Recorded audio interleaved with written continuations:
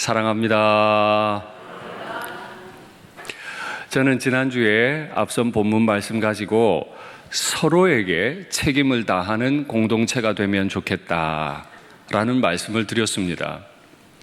서로에게 책임을 다한다는 건 먼저는 하나님을 사랑하고 하나님을 가까이 해서 친근히 대한다 하는 뜻입니다. 또 하나는 하나님께서 그렇게 사랑하시는 나의 형제들을 사랑한다는 뜻이죠. 때로는 하나님을 사랑하는 열정이 넘쳐서 합리적인 말들을 많이 하긴 하지만 합리성 속에 소명이 빠질 때가 있다 말씀드렸어요.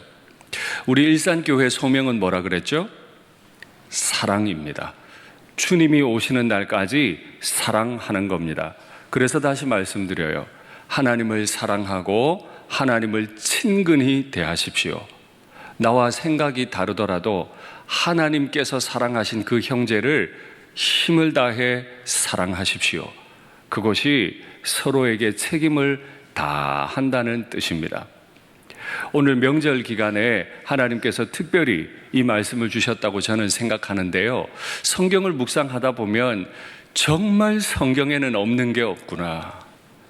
우리가 묵상을 제대로 하면, 순종하려고만 하면 우리 인생을 너무 잘 아시는 하나님께서는 우리 삶을 인도하시는 말씀을 이미 다 주셨구나 생각해요. 이제 가족들을 떠나서 요단강을 건너서 10년 동안 요단 서편에서 형제들을 위해 전쟁해 주었던 가나안 동편 지역에 있는 세 지파가 집으로 돌아가려 합니다. 여호수아가 자신들을 위해 싸워주었던 그 형제들이 너무 고마우니까 많은 사랑을 베풀어 줍니다. 책임져 줘요. 그 10년간 싸워주었기 때문에. 어떻게 줬다 그랬죠? 많은 재산을, 심히 많은 가축을, 은을, 금을, 쇠와 구리를, 심히 많은 의복을 다 내주면서 이제 너희 가족들에게 돌아가서 마음껏 즐기라고 축복해 줍니다. 가족들이 그걸 다 들고 이제 요단강을 건널 준비를 합니다.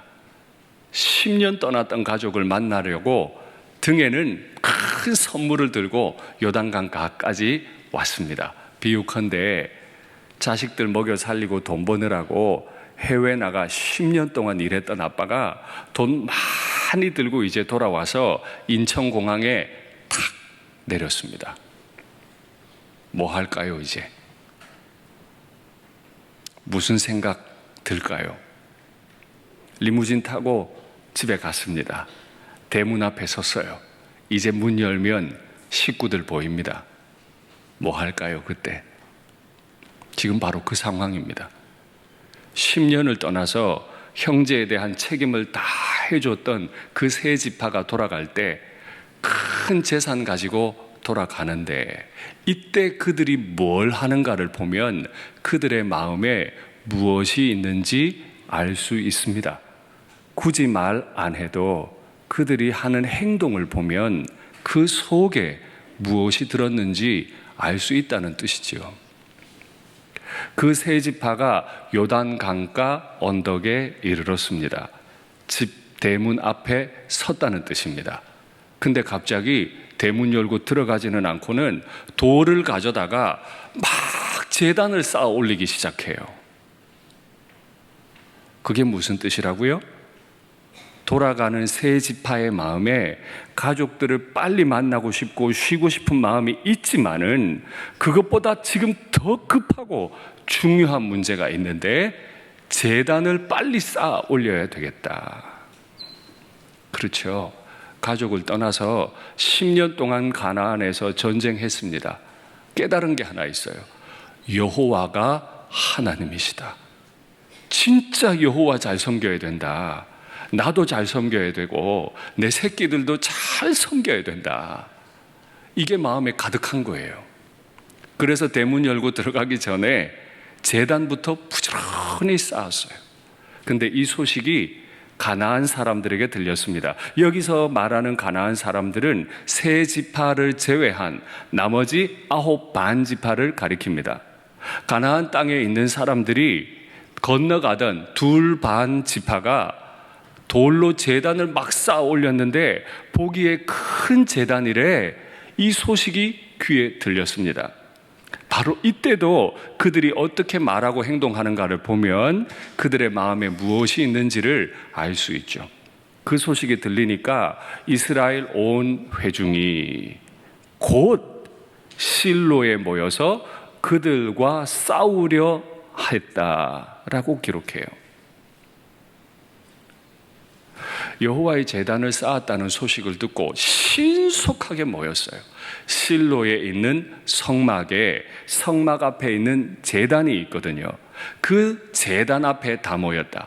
정확히 똑같은 건 아닙니다만은 제단 혹은 성막을 요즘 교회 예배당에 비유해 보자면 신속하게 예배당에 성도들이 모였어요. 그리고 내린 결론이 뭐냐 하면 싸우자. 말이 좀 이상하죠. 교회에 모였으면 기도하고 사랑해야 되는데 교회에 모여서 싸우자 이렇게 결정을 했다는 거예요.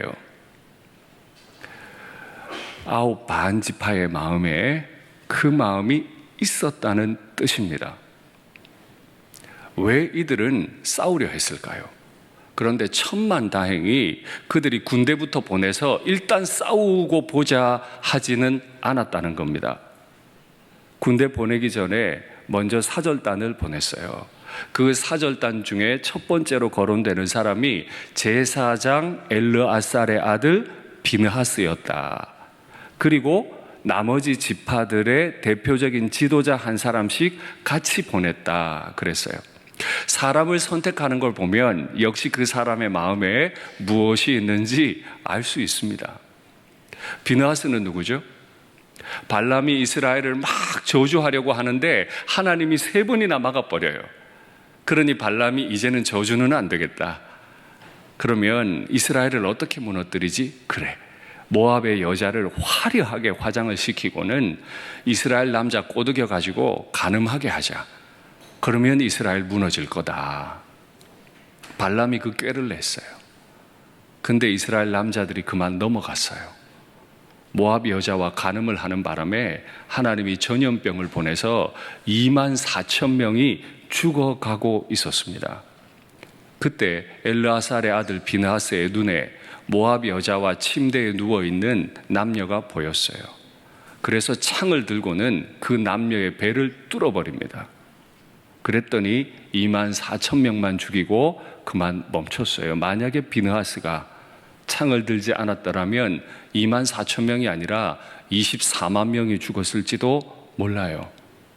그때 여호와께서 이렇게 말씀하시죠. 비느하스는 여호와의 질투로 질투해 줬다. 그 비느하스를 지금 세워 보낸 겁니다. 잘못하면 죽을지도 몰라요. 질투가 하나님에 대한 열정이 얼마나 대단한지 그를 대표로 보냈다는 뜻이에요. 그러면 이들은 왜 이렇게 화가 났을까요? 자기들을 위해 10년을 싸워줬는데 자기들의 재산 다 내주면서 축복해줬던 그 사람들에게 왜 이렇게까지 지금 화가 났을까요? 분명한 이유가 있습니다. 그건 그 두 지파 반이 율법을 어겼다는 거예요. 그 율법이 뭔지 확인하시죠. 너는 삼가다라는 말은 주의한다는 뜻이죠. 주의해서 조심해서 너에게 보이는 아무 곳에서나 번제를 드리지 말고 오직 너희의 한 지파 중에서 여호와께서 택하실 그곳에서 번제를 드리고, 너희 눈에 볼 때 좋아 보이는 아무 곳에나 돌로 제단 쌓아 올리지 마라. 그러면 안 돼. 제단은 여호와께서 정한 곳에서만 쌓아야 돼. 하나님은 이미 여호수아를 통해 정해 주셨어요. 그 제단은 에브라임 지파 실로라고 하는 땅이었습니다. 이미 여호와의 제단 정해졌는데 그곳에서 번제를 드리라고 했는데 다른 데는 안 된다 그랬는데 두 지파 반이 그만 엉뚱한 데 제단을 쌓아 올려버렸죠. 또 내가 내게 명령하는 모든 것을 거기서 행할지니라. 하나님은 모세를 통해 분명히 율법 주셨어요. 왜 한 곳에 하나님이 정한 곳에서만 제단을 쌓으라고 했는가 하면 이미 가나안 땅에 제단이 너무 많아요. 우상의 제단이 너무 많았어요. 그래서 우상의 제단과 구별하기 위해 하나님이 정하신 곳에서만 제단을 쌓을 수 있게 규정을 주셨어요. 이걸 어겼다는 것은 보통 규정을 어겼다는 뜻이 아니에요. 이건 공동체가 죽기도 하고 살기도 하는, 죽고 사는 법이에요. 그걸 어겼으니 비누하스 나서야죠. 정말 때로는 우리는 열심을 가지고 일하다 보면 그만 조심성을 잃어버려서 남들을 시험 들게 할 때가 있습니다. 교회 일을 하다 보면 조심조심 하지 않아서 남들 시험 들게 할 때가 있잖아요. 오늘 말씀의 제목이 조심조심 사랑하기죠. 조심히 사랑해야 돼요. 교회 일을 할 때 생각났다고 막 할 수 없어요. 내 속도대로 말할 수 없어요. 조심조심히 일해야 합니다. 이제 명절에 사랑하는 부모님들 만나 뵙겠죠? 또 형제들을 만나시겠죠? 얼굴빛 하나도 조심조심. 부모님들은 우리의 얼굴에 수색이 조금만 생겨도 큰 일 난 줄 아세요. 조심조심. 부모님들께서는 자녀들에게 조심조심 말하셔야 합니다. 그것이 서로에 대해 책임을 다한다는 뜻이죠. 비느하스가 입을 엽니다. 어떻게 우리를 다 죽이려고 이런 제단을 쌓을 수 있느냐? 기억 못해? 바알 부올의 죄, 발람의 유혹에 빠져가지고 24,000명이 다 죽어나갔어. 그거 기억 안 나? 세라의 아들 아간이 여리고 전투 때 하나님께서 분명히 명령하신 대로 하지 않고 몇 개 취했다가 우리 민족 전체가 아이성 전투에서 패했어. 그거 기억 안 나? 어쩌자고 아무 데서나 제단 세우지 말라고 했는데 이 법을 어기고 함부로 세웠어. 그래. 예, 교회 일 하실 때, 가정 일 하실 때 열정이 있는 건 좋으나 조심하셔야 합니다. 등에 선물 많이 들고 떠났던 그 10년을 떠났던 가족들 곧 만날 수 있는데 마음에 생각이 들었어요. 아, 여호와의 제단 모형이라도 하나 있으면 좋겠다. 그래야 우리 새끼들도 이거 보고 하나님 신앙 가질 텐데 좋은 마음 들었어요. 그럼 어떻게 해야 되죠? 그냥 막 지어 올리면 안 되고 하나님의 법에 따라 대제사장 엘르아살에게 가서 우리 마음에 갑자기 이런 생각이 드는데 모형 하나 지어 올려도 되겠습니까? 물어봤어야죠. 열정이 있다고 마음대로 해버리면 정말 죽을 수도 있고 살 수도 있어요. 늘 조심하십시오. 그런데요, 조심성이 없어서 실수한 사람들을 대할 때도 조심하셔야 돼요.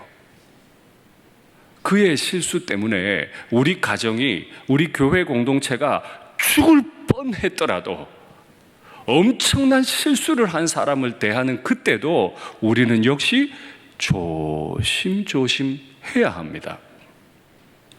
과연 비느하스와 그 10명의 지도자들은 조심했을까요? 아닙니다. 오늘 본문이 분명히 그들의 실수를 기록해 줍니다. 확인하시죠. 그런데 너희의 소유지가 만일 깨끗하지 아니하거든. 여기 말하는 너희는 둘 반 지파가 있는 요단 동편을 말해요. 야, 너희가 모형 세운 거 보니까 너희가 거주하는 그 요단 동편이 안 깨끗한가 보지? 경멸하는 마음이 이미 들었어요. 기분 나쁘죠? 다 요단강 건너 서편 가야 되는데 요단 동편에 좋은 목초지 보더니 안 건너가겠다고 했던 그 과거가 떠오르는 거죠. 기분 나빠요, 이미. 그러니까 너희 소유지 안 깨끗한가 봐? 여호와의 성막에 있는 여호와의 소유지로 건너와. 여러분, 너희의 소유지의 반대말은 누구의 소유지죠? 우리의 소유지잖아요. 근데 우리의 소유지라고 안 하고 우리의 소유지는 여호와의 소유지라. 무슨 말이에요? 우리는 여호와 계시고 너희는 여호와 없나 봐. 어디서 이런 이분법적인 태도를 보여요? 오직 우리 하나님 여호와의 제단 외에 다른 제단을 쌓음으로 여호와를 거역하지 말며 우리에게도 거역하지 말라. 여호와를 거역한 정도가 아니고 우리도 거역한 거야. 말씀드렸죠.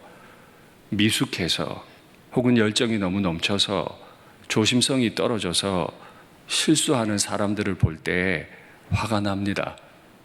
그때 어떻게 할까요? 조심조심.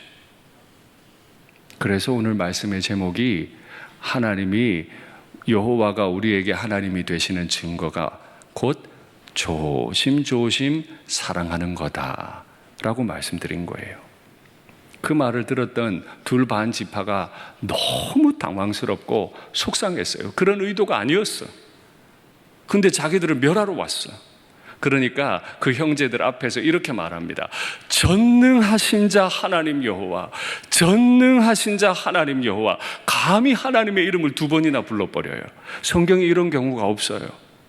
전능하신 자 하나님 여호와가 아시나니. 하나님은 우리 마음 알아. 그렇죠. 하나님 내 마음 다 알죠. 그러나 내 조심성 없는 말과 행동 때문에 형제들은 죽을 뻔했어요. 그 마음에 두려움이 있던 비느하스는 그만 이분법적으로 사고해서 과거처럼 지금도 자칫하면 형제도 죽일 뻔했어요. 마음의 교만이 꽉 차오르는 거예요.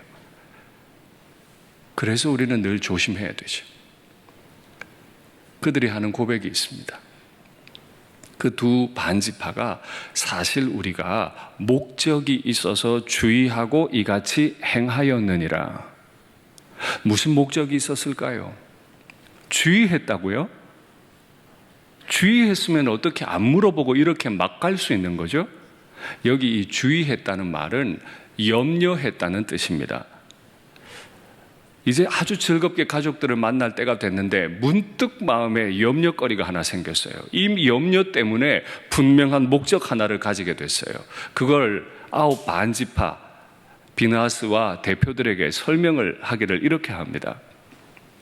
이제 이 강을 건너서 내가 내 가족들에게 이르렀는데 후에 너희의 후손들이 아홉 반지파의 후손들이 요단강 건너편에 있는 우리 후손들을 보고 말하기를 너희는 여호와의 백성이 아니야. 여호와는 요단 서편을 주셨지 동편을 주신 적이 없거든. 그러니 너희는 여호와께 받을 은혜, 기업도 없는 거야. 너무 그게 확실한 게 하나님이 요단강으로 경계를 주셨잖아? 라고 말하면 어떡하지? 라는 생각이 요단강을 보는 순간에 훅 든 거예요. 굉장히 일리 있죠. 근데 거기서 그 염려가 더 가는 거예요. 야, 우리 후손들이 자꾸 이런 말 들으면 진짜 그러네? 여호와의 백성들은 요단강 건너 서편에만 있어야 되는데 왜 우리 땅은 동편인 거지? 우리는 여호와 백성 아닌가 봐 하고 여호와 경외하기를 멈추는 게 염려가 됐다는 거예요. 어떻게 해요 이제? 이때 물어봤으면 되는데 마음이 급하니까 염려가 갑자기 차오르니까 갑자기 걸음을 멈추고 돌을 막 쌓아 올려서 실로에 있는 제단과 똑같은 모양이지만 크기는 아주 크게 눈에 잘 보이게 만들어 둔 거죠. 그리고는 이렇게 말합니다. 너희와 우리와 우리 후손들 사이에서 오직 여호와께서만 하나님이 되시는 증거로 모형으로 여기 만들어 둔 건데 너희 후손도 여호와만을 하나님으로 우리 후손도 여호와만을 하나님으로 섬긴다는 증거 모형이야. 이렇게 설명을 했어요. 그랬더니 비느하스와 지도자가 듣고는 좋게 여겼대요. 멸망시키자고 했던 마음을 다 거두고 다시는 그런 말 안 하고 돌아갔대요. 얼마나 부끄러워요. 염려해서 큰 실수를 한 것도 부끄럽지만 실수한 사람 용납 못 해가지고 자기 마음이 높아지고 교만해져서 그 사람 죽일 생각부터 했던 비느하스도 얼마나 부끄러워요. 그런데 우리는 소식을 듣자마자 곧 실로에, 곧 예배당에 모여서 싸울 생각부터 합니다. 그들이 돌아간 이후에 그 둘 반 지파가 자기들이 쌓아 올려놓은 이 돌 제단에 별명을 하나 붙여요. 바로 엣이라고 하는 별명입니다. 이건 증거라는 뜻입니다. 뭐가 증거예요? 우리 가운데 여호와께서만 하나님이십니다. 다른 바알이나 아세라는 하나님일 수 없고 여호와만 우리의 하나님이십니다. 라는 증거를 쌓았다는 거예요. 이 말씀을 묵상하는데 오래전에 보았던 드라마 요약 클립 영상이 기억이 났어요. 그 드라마 내용이 이래요. 굉장히 유명한 배우가 하나 있었는데 유명해지기 전에 너무 가난하고 힘드니까 그만 남들에게 알려지면 매우 부끄러울 일 하나를 오랫동안 행한 거예요. 유명해진 이후에 그게 그만 드러나 버렸어요. 이제 온 세상에 알려지게 됐어요.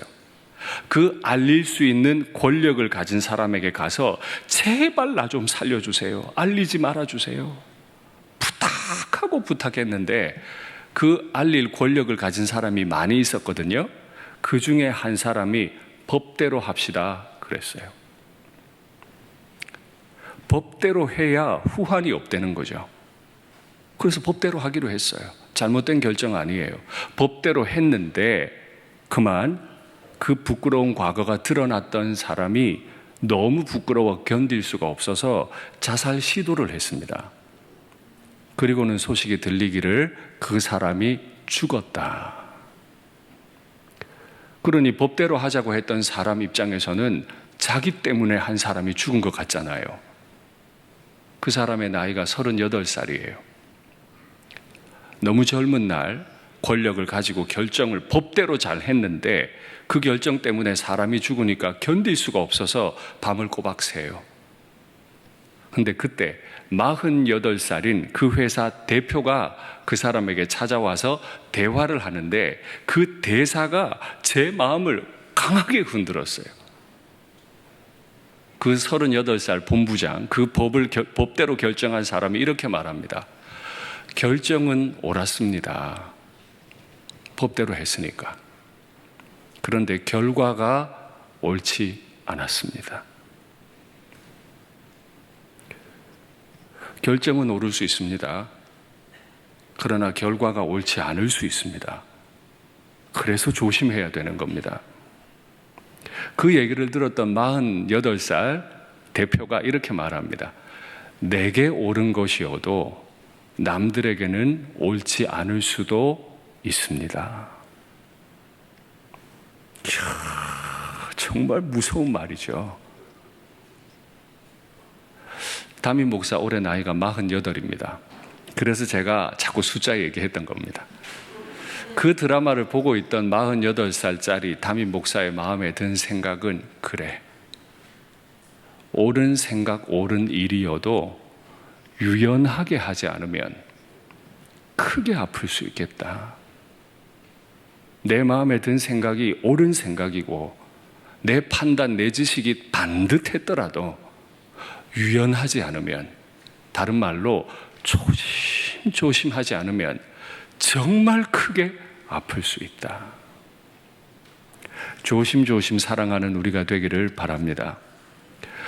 여호와만 우리 가운데 하나님이신 증거는 어떻게 공동체 가운데 드러납니까?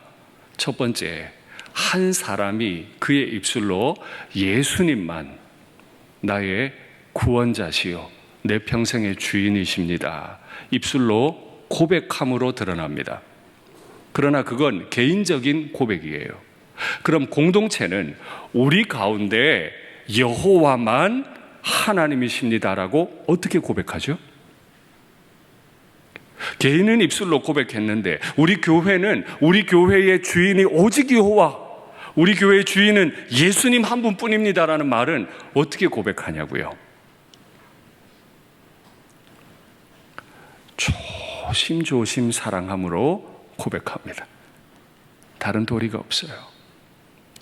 예수님께서 우리를 사랑하심을 어떻게 보이셨죠? 하나님이신 분이 육체에 스스로 가두어 주시고, 하나님이신 분이 죄인이나 올라가야 할 십자가에 올라가시고, 죄 없으신 하나님이 저를 대신해서 십자가에서 죽으시기까지 내려오시지 않으시는 사랑으로 우리의 주인이 되어 주셨죠. 철저하게 나를 위해 내 편에서 조심조심 사랑하심으로 나의 구주가 되셨는데, 나와 생각이 다른 내 형제들, 내 부모님, 내 교회 지체들에 대해 조심조심 사랑하고 계십니까? 말씀을 맺겠습니다. 하나님에 대해, 교회에 대해 열정이 있을 수 있습니다. 그러나 조심조심 하지 않으면 내 열정이 형제를 큰 시험에 들게 할 수 있습니다. 하나님과 교회에 대한 열정이 있을 수 있습니다. 그러나 조심조심 하지 않으면 그 실수한 형제들을 책망하다가 그만 내가 하나님의 자리를 대신하는 교만의 큰 죄를 범할 수도 있습니다.